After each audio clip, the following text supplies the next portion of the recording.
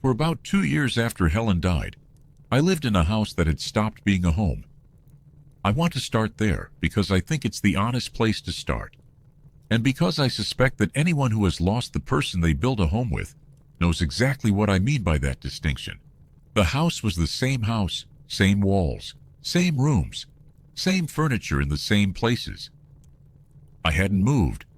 Nothing had physically changed, and yet the thing that had made it a home, which was not the walls or the furniture but something else, something harder to name, that thing was gone, and what was left was a building I happened to live in. I'm 82 years old. My name is Walter. I built this house with my own hands in 1971, and I raised 2 children in it, and I was married in it. In a manner of speaking, I mean the marriage happened inside it. 54 years of it, most of the life Helen and I had together. And when she died in October of 2017, the house became a place I no longer recognized as home, even though I recognized every board of it, because I'd cut most of those boards myself. What I want to talk about today is how I got it back, how I made the empty house feel like home again.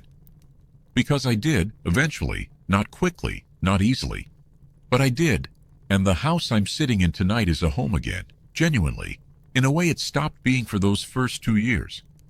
And I've thought a great deal about how that happened, about what actually made the difference, and I've narrowed it down to 4 things. 4 tips, if you want to call them that, though I don't much like the word. 4 things I did over those years that turned the building back into a home. Sit with me, the fire's going. I'll tell you what I found. The first thing is this, and it's the one that took me longest to understand. So I want to say it carefully. You have to stop keeping the house as a museum and start letting it be a house again. Let me explain what I mean, because it's a subtle thing and I got it wrong for a long time.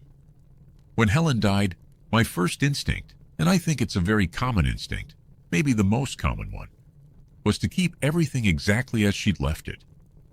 Her side of the wardrobe stayed full of her clothes. Her reading glasses stayed on the table by her chair, where she'd set them down. Her handwriting stayed on the calendar in the kitchen, the appointments she'd written in for months that were now past, in her particular slanted hand. The book she'd been reading stayed on the nightstand with the bookmark where she'd left it, about 2/3 through, a mystery she never got to finish.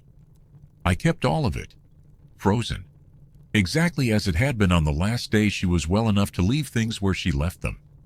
And I told myself I was doing it out of love, out of respect, out of an unwillingness to erase her from the house. And there's truth in that. There is love in it. I don't want to be too hard on the man who did that because he was grieving and he was doing his best. And the keeping things frozen was a way of holding on when holding on felt like the only thing left to do. But here is what I came to understand slowly over the first 2 years. Keeping the house frozen was not keeping Helen in it. It was keeping her death in it. Every frozen object was not a piece of Helen. It was a marker of the moment she stopped. The reading glasses on the table were not Helen. They were the last place Helen set her glasses down before she couldn't anymore. The unfinished book was not Helen. It was the fact that she'd been interrupted, permanently, 2/3 of the way through a story she'd wanted to know the end of. The calendar in her handwriting was not Helen. It was a record of a future she'd planned and didn't get to have. The frozen house was a museum of the ending, and living in a museum of the ending meant living every day, inside the moment of the loss, rather than inside the life that had preceded it. Every room I walked into presented me with the evidence that everything had stopped. And a house where everything has stopped is not a home. It's a monument, and you can't live in a monument. You can only visit it and grieve in it, and I was doing both, daily for 2 years. What changed it, and this was hard, and I did it slowly, and I did it with help, was starting to let the house be a house again. A living house. A house where things move and change and get used and get put in new places, the way things do in any house where a life is actually being lived. I started with the reading glasses. This sounds absurdly small, and it was not small at all. About 18 months after Helen died, I picked up her reading glasses from the table by her chair, where they'd been sitting for 18 months, and I held them for a while, and I cried, and then I put them in the drawer of her nightstand with the other things of hers I was keeping. Not thrown away, not erased, kept deliberately, in a place where they were being kept rather than a place where they'd been abandoned mid-use. The difference between those two things is the whole difference I'm trying to describe. Kept is an act of the living. Left where they fell is a monument to the stopping. And the table by her chair, for the first time in 18 months, was clear. And I could set my own book down on it, or my coffee, or the mail, and the table became a table again. A working surface in a living house, rather than a shrine to the last place Helen set her glasses. Over the following year, I did this with most of the frozen things. Not all. I kept some deliberately in their places, because some things I wanted as they were, and that was a choice rather than a paralysis. The photograph on the dresser stays. The green cup stays in the kitchen. The cedar chest stays at the foot of the bed. Those are kept on purpose, and the on purpose is what makes them different from the frozen things. But the wardrobe got cleared eventually. Her clothes went to Susan, who wanted some of them, and to the church, which could use the rest, and I did it over a weekend with Susan there. And it was one of the harder weekends of my life, and also one of the ones that most helped. The calendar got taken down, and a new one put up, with my own appointments in my own handwriting. The unfinished book, I finished it. I read the last third of the mystery Helen never got to finish, and I found out who did it, and I told her, out loud, in the bedroom, how it ended. And then I put the book on the shelf with the other books. Finished, complete, no longer a marker of an interruption. The house started being a house again after that. Not immediately, but the clearing of the museum was the beginning of the home coming back. Because a home is a place where life is happening, and life can't happen in a room that's been frozen at the moment life stopped. I want to say something to the people who are keeping their houses frozen right now. Because I know some of you are, and I know exactly how it feels, and I don't want to tell you to stop before you're ready. The freezing is not wrong. It has its season. In the first months, in the rawest part of the grief, keeping everything as it was is sometimes the only thing that feels bearable. And I'm not going to tell a person in the first months of grief that they're doing it wrong. They're doing what they can. The frozen house is a way of not letting go before you're able to let go, and there's a mercy in that. What I want to say is only this: notice when the season changes. There comes a point, and it's different for everyone, and there's no schedule for it, where the freezing stops being a mercy and starts being a trap, where keeping the house as a museum stops protecting you from the loss and starts holding you inside it. The signs are subtle. You start dreading the rooms. You start feeling that the house is heavy, that it presses on you, that coming home is harder than it should be. You start feeling like a visitor in a place that used to be yours. Those are the signs that the season has changed, that the freezing has done what it can do and is now doing harm. And when you notice those signs, that's when it's time to begin. Slowly, gently, one object at a time. The clearing of the museum. Not all at once. Not before you're ready. But when the readiness comes, even a little of it, act on it. Because the frozen house will not thaw on its own. And every month you leave it frozen is a month you spend living inside the moment of the loss. I waited too long. That's my honest confession about this. I waited about 18 months longer than I should have. Kept the museum frozen well past the point where it was helping. Because the clearing felt like a betrayal, and I couldn't face it. And the 18 extra months were 18 months I spent in the museum of the ending when I could have been beginning the work of the home coming back. I don't want that for you. When the season changes, begin.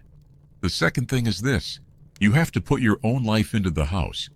Not just preserve the old life the house used to hold. This is related to the first thing, but it's different, and the difference matters. The first thing was about stopping the museum keeping. The second thing is about the positive action that has to replace it. The active putting in of new life to fill the space that the clearing out creates. Because here's what I found when I started clearing the museum. Clearing it created emptiness, real emptiness. The cleared table, the emptied wardrobe, the taken down calendar, these left holes. And a hole is not better than a monument. A hole is just a different kind of not home. So the clearing was only half the work. The other half was filling the cleared space with my own actual current life. I want to give you specific examples, because the general version of this is too easy to nod along to and too hard to actually do. The wardrobe, once Helen's clothes were gone, was half empty. I could have left it half empty, a permanent visible reminder of what was no longer there. Instead, I spread my own things into it. My clothes, which had been crammed into my half for 50 years, now had room, and I let them have the room. It sounds like nothing. It was not nothing. Every morning when I open that wardrobe now, it's a wardrobe that holds my life, the life I'm actually living, rather than a divided space half full of absence. The table by Helen's chair, once it was cleared, became the place where I keep the things I'm currently reading. The history, the biography, the natural history books Lily sends me. It's my reading table now. It has my current life on it, and that's better, genuinely better, than the shrine it used to be, because it means that corner of the room is participating in my ongoing life rather than commemorating my stopped one. And I brought new things into the house. This was the part that took the most courage, strangely. Bringing new things into the house Helen and I had furnished together felt, for a long time, like a betrayal, like I was writing over her, replacing her, moving on in a way that dishonored what we'd had. But I came to understand that it was the opposite. Bringing new life into the house was honoring the house's actual nature, which was to be a place where a life is lived. The house was built to hold a living. It had held ours together for decades. And now it needed to hold mine, alone. And holding mine meant letting mine into it. So I made things for the house. This is where being a carpenter turned out to be a gift I hadn't fully appreciated. In the shop, over the years since Helen died, I've made things that have gone into this house. A new bookshelf for the reading corner, built to hold the specific books I read now. A small table by the door for the mail and the keys, which we'd never had and which I found I wanted. A new chair for the shop, not the house, but part of the same impulse. A stool by the window where I sit on the mornings when I'm not up to working. Each of these things is mine, made by me for the life I'm living now, and each of them, when I look at it, tells me that this house is still being built, still being added to, still alive rather than frozen. And I changed some things that were purely practical but that mattered more than practical. I rearranged the living room. Helen had arranged it decades ago, to her specifications, and I'd kept it exactly as she'd arranged it for 2 years after she died because changing it felt like erasing her judgment. But her arrangement, I finally admitted, was arranged around 2 people, around the particular way we used the room together. And I was one person now, and I used the room differently. So I moved my chair closer to the fire, where I actually wanted it, and I moved the other chair, her chair, to a spot where it's still in the room, still present, but not sitting empty directly across from me every evening as a nightly reminder of who wasn't in it. The room works better now. It's arranged around the life that's actually being lived in it. And that, it turns out, is not a betrayal of Helen. It's the correct response to the fact that I'm still alive and still living in this house, and the house should serve the living. I want to say more about the betrayal feeling because I think it's the single biggest obstacle to this second thing. And I think a lot of people are stuck behind it and don't know how to get past it. The betrayal feeling goes like this. If I change the house, if I bring new things into it, if I rearrange what she arranged and add what she never saw and make the house into something she wouldn't fully recognize, then I'm erasing her. I'm moving on. I'm letting her go in a way that feels like disloyalty. Like I'm saying her time here is over and now it's just my time. And that saying so feels like a betrayal of 54 years. I lived behind that feeling for a long time. And here's what finally got me past it, and I offer it to anyone who's stuck where I was stuck. Helen did not want a monument. I knew this about her. I knew it with total certainty when I finally thought about it clearly. She was the least monument-minded person I ever knew. She was practical. She was alive. She was interested in the present and the future far more than the past. If Helen could see me keeping the house frozen as a shrine to her, refusing to change anything, refusing to live fully because living fully would mean the house changing, she would have been horrified. She would have said, "Walter, what are you doing? Live. Use the house. Change what needs changing." I'm not in the reading glasses on the table. I'm not in the calendar. Stop treating my death like a museum exhibit, and go live your life in the house we built."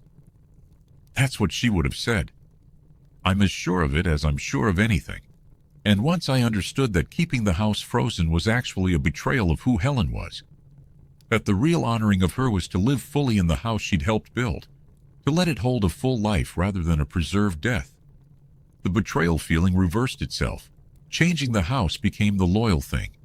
Living fully became the honoring, and bringing my own life into the house became not an erasure of Helen, but a continuation of the thing she'd wanted most, which was for the house to be full of life. Whatever you're keeping frozen out of loyalty, ask yourself honestly whether the person you're being loyal to would actually want it frozen.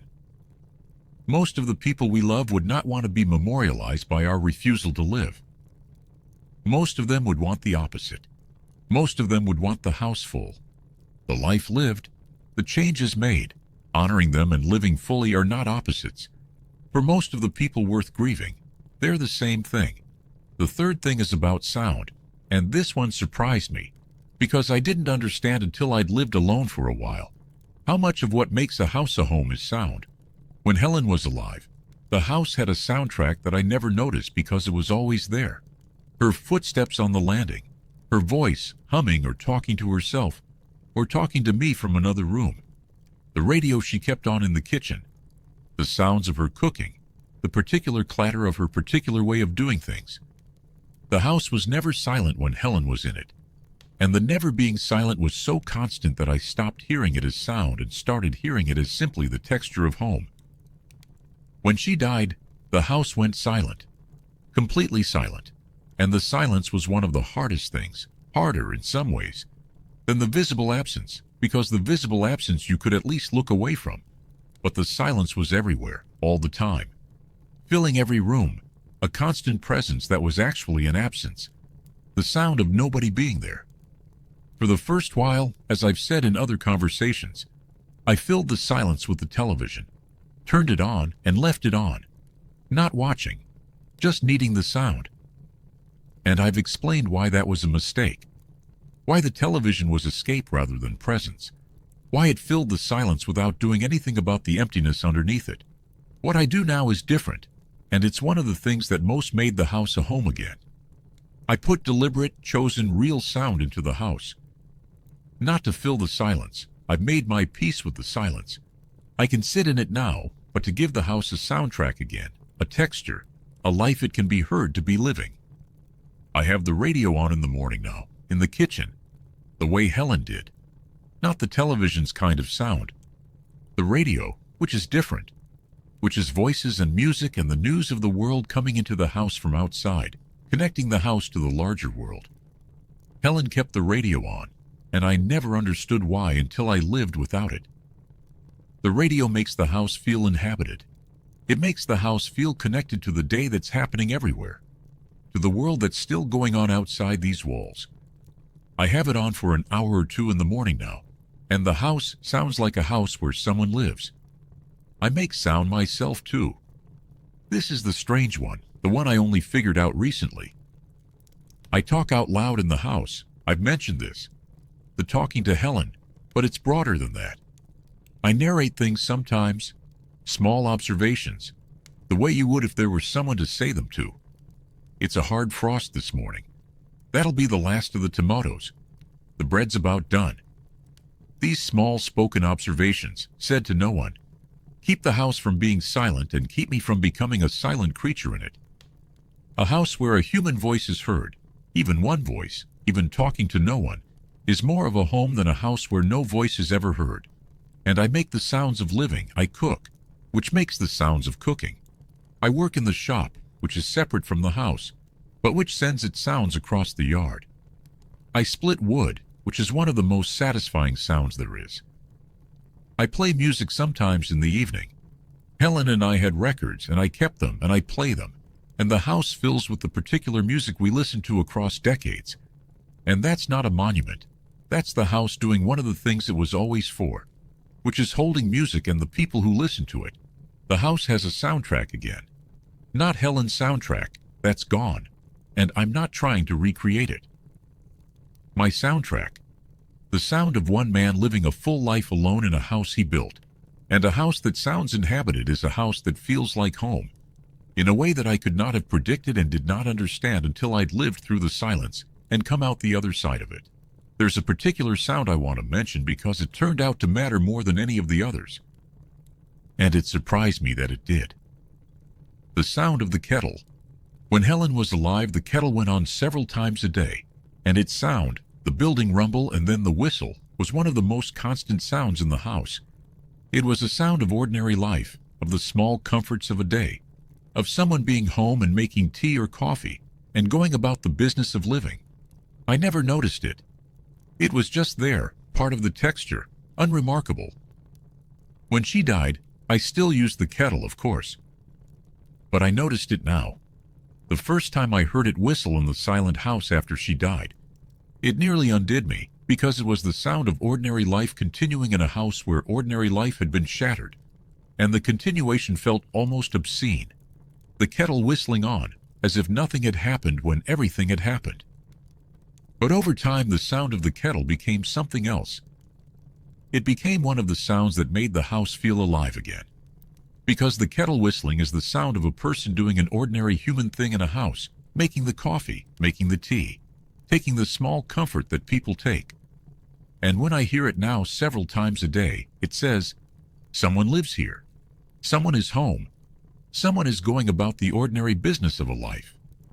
And that someone is me, and this is my home, and the kettle is whistling in it the way it whistled for 54 years. The sound continuing across the great rupture, carrying the ordinary life forward into the new arrangement. The small sounds matter more than the big ones. The kettle, the coffee grinder, the particular creak of the third stair, the door of the wood stove, the scrape of a chair on the kitchen floor. These are the sounds of a life being lived, and they're the sounds that make a house a home, and I make them all now, deliberately and undeliberately, dozens of times a day, and the house is full of them, and the fullness of them is a large part of what brought the home back. The fourth thing, and this is the one that matters most, the one that the other three are really all in service of, is that you have to fill the house with people again. Not all the time, not permanently, but regularly and really, so that the house remembers what it's for. A home is not fundamentally a building. I've come to be very sure of this after 7 years of thinking about it. A home is a building where people are together. The togetherness is the thing. The building is just where it happens. And when the togetherness stops, when the person you were together with is gone, the building stops being a home, not because anything happened to the building, but because the togetherness that made it a home is no longer happening in it. Which means that the way to make the building a home again is to bring the togetherness back. To fill the house regularly with people. To make it again a place where being together happens. This was the hardest of the four things for me. And the one I resisted longest, because in the depths of the grief, I did not want people in the house. The house was where my grief lived, and having people in it meant managing myself in front of them, performing a version of okayness, not being able to grieve freely in my own space.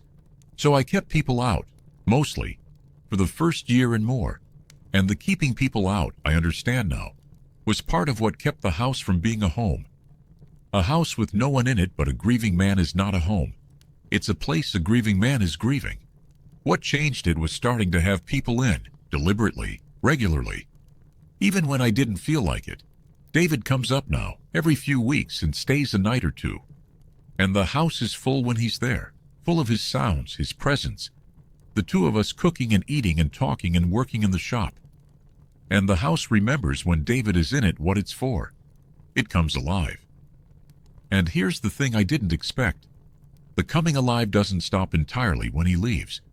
The house holds some of it. For a few days after David leaves, the house feels warmer, more inhabited, more like a home. Because it's been reminded recently of being a home. The effect fades, and then I need to fill it again.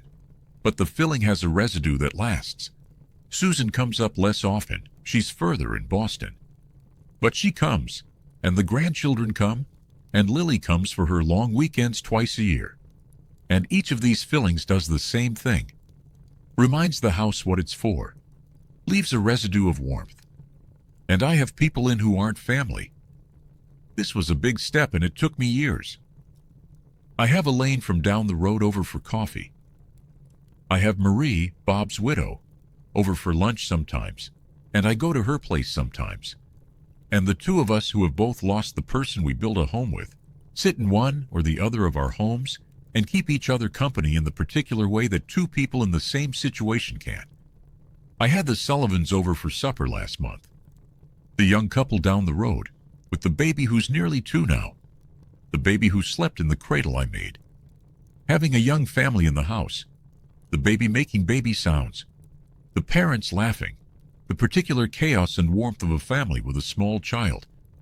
That filled the house in a way it hadn't been filled since my own children were small. And the house loved it. I could feel the house loving it, if that makes any sense. Which it probably doesn't, but I felt it anyway. The house was built to hold a family. Having a family in it, even for an evening, even a borrowed one, was the house doing what it was made to do. I've come to think of this as feeding the house. The house needs people the way a fire needs wood. Left alone, with no one in it but me, the house's fire burns low, and it becomes just a building again. Just a place I happen to be. Fed regularly with people, with David and Susan and the grandchildren and Elaine and Marie and the Sullivans. The house's fire stays lit, and the building stays a home. I have to feed it deliberately. It doesn't happen on its own anymore. The way it happened on its own when Helen was alive and the house was always full of the traffic of a shared life. Now I have to make it happen. I have to invite people. I have to say yes to the coffee and the lunch. I have to be the one who initiates, because the house won't fill itself and I'm the only one who can fill it now.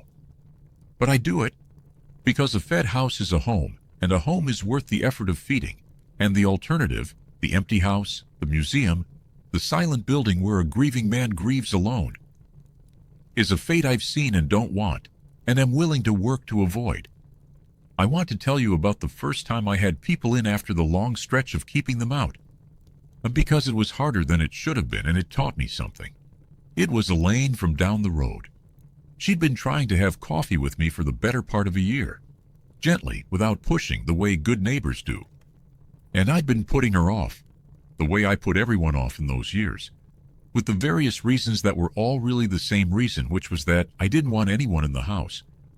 And finally, sometime in the second year, I ran out of reasons, or ran out of the will to keep producing them, and I said yes. Come Tuesday, for coffee, and then I spent 2 days dreading it, genuinely dreading it, the prospect of another person in my house, in my grief space, where I'd been alone with the loss for so long. It felt like an intrusion, like an exposure, like being asked to perform a version of myself I wasn't sure I could produce anymore. She came on Tuesday. I made the coffee. We sat at the kitchen table, the same table where I sit alone every morning. And we talked for about an hour. About nothing much. About the road, the winter, her grandchildren, a repair she needed done that I offered to look at. Ordinary neighbor talk. And somewhere in that hour, something happened that I hadn't expected and can't fully explain. The house changed. With another person in it, sitting at the table, drinking coffee, being ordinary. The house became, for that hour, a home again.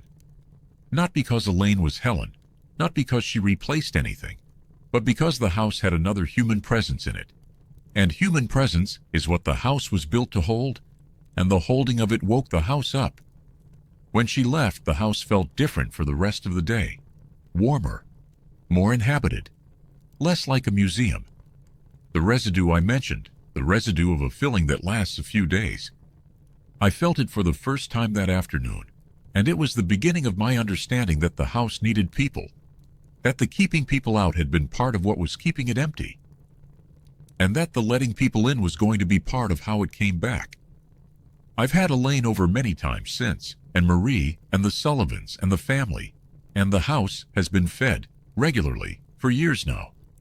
But it started with that one Tuesday coffee that I dreaded for 2 days, and that turned out to be one of the more important things I did in the whole long process of bringing the house back to life. The dread was real and the dread was wrong. The coffee was the beginning of the home returning. And I almost didn't say yes. The fire's burned down to good coals now. The house is quiet in the after 9 way. But it's not the empty quiet it used to be. It's the quiet of a house that was full of David last weekend and will be full of the Sullivans next month. And that has a life in it, my life, being lived in it, tonight, right now, by the fire, with the coals settling and the wind in the cedars, and the whole long history of this place and its walls. I want to say one last thing and then I'll go up. The house is a home again. It took about 3 years of the 4 things I've described. The clearing of the museum, the putting in of my own life, the giving back of sound, and the feeding with people. It didn't come back all at once, and it didn't come back the same. It's not the home it was when Helen was alive. That home is gone, and it's not coming back, and I've stopped waiting for it to. But it's a home, a real one, a different one, a home for one man now instead of a family, a home built around the life I'm actually living instead of the life I used to live. And it's a good home. It holds me. It holds my work and my books and my music and my memories and the people I bring into it. It has a soundtrack and a warmth and a life. It is, again, a place I'm glad to come back to at the end of a day rather than a building I dread crossing the yard to enter. That transformation from the building I dreaded to the home I'm glad to return to is one of the things I'm proudest of in these 7 years. Not because it was heroic. It wasn't. It was just the patient daily work of the 4 things, done over years, imperfectly, with help, with setbacks, with a lot of hard evenings along the way. But it worked. The empty house is a home again, and if you're living in an empty house that used to be a home, if you've lost the person who made your house a home, and you're living now in the museum of that loss, I want you to know that it can come back. Not the same, but back. A home again. It takes work and it takes time and it takes the willingness to let the old home go so the new one can come. But it's possible. I'm sitting in the proof of it. If anything I said tonight reached you, you can subscribe to walk with me a while longer. I read every comment. Tell me about your house. Tell me whether it's a home right now, or whether it's become a museum, or whether you're somewhere in between and working on it. I'd like to know. Take care of yourself. Clear the museum. Put your own life in. Give the house its sound back. And feed it with people, even when you don't feel like it. Especially when you don't feel like it. And if you take nothing else from what I've said tonight, take this. The house did not become empty because Helen left it. The house became empty because I stopped living in it. Because I turned it into a museum of her absence instead of a home for my continuing life. The emptiness was not something that happened to me. It was, in large part, something I was doing, without knowing I was doing it, through the freezing and the silence and the keeping out of people. And the thing I was doing, I could stop doing. The thing I could stop doing, I did stop doing. And when I stopped doing it, the home came back. You have more power over this than the grief will let you believe. The grief will tell you the house is empty, because the person is gone and there's nothing to be done about it. That's not the whole truth. The person is gone, yes, and that can't be changed. But the house being a home or a museum, that's still in your hands. That's still a set of choices you make, daily, about how you live in the space you have left. And you can make different choices than the ones the grief wants you to make. I did. It took years. And it took help and it took a lot of hard evenings. But I did, and the house I'm sitting in tonight is the proof. The fire's banked. The coals will hold till morning. And the house, tonight, is a home. I'll see you next time.